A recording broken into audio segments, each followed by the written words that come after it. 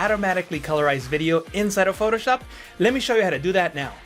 This is the video that I'm going to work with. You can open up a video in Photoshop just by going into File and Open. When you have your video open, you will see the timeline panel. You can click on the playhead and scrub through the video so you can check out what it looks like. And from the layers panel, you will see that we have a video group. Now you can actually apply a neural filter to this video group, but if you do, at least with my version of Photoshop, you won't see a live preview.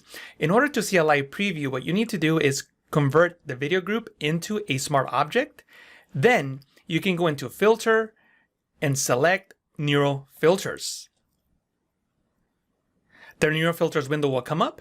If you don't see it, you can click on this icon and here it is. All you need to do now is click on the Colorize button. And Photoshop will automatically colorize the video. You can only see the one frame here in the preview, but let me show you what that looks like on the entire video.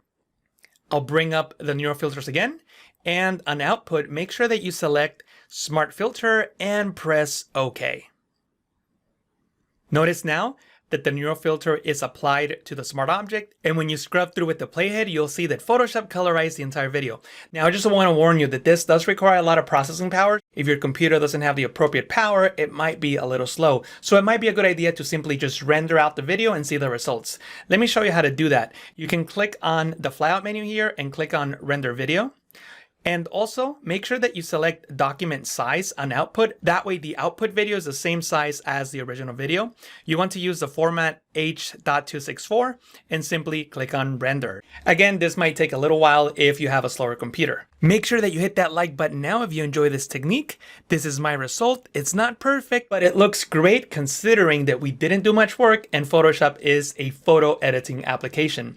Before I let you go, there's one more thing I would like to mention. It's very important to me and quite personal. Usually I don't like getting personal here at the Photoshop training channel since this channel is all about learning Photoshop. But unfortunately, I recently suffered a medical emergency. I suffered a stroke about a month ago, and I posted about it on my Facebook page, and many of you, thousands of you, sent me messages through social media, email, on the Facebook posts, just wishing me well and wishing me a speedy recovery. And I just wanted to say thank you to everyone who took time out of their day to send me those very sweet and kind messages.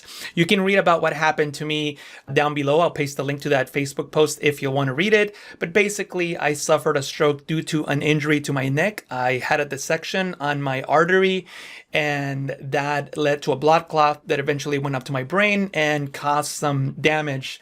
Fortunately, the damage doesn't seem to be affecting me too much when it comes to motor skills with talking and all of that, but it has been quite challenging to get back up to speed. I'm not 100% yet, but I'm trying very hard with physical therapy and with my recovery. I don't know if you can tell, but I'm actually wearing a heart monitor as I talk to you. That's what this is, in case you're wondering.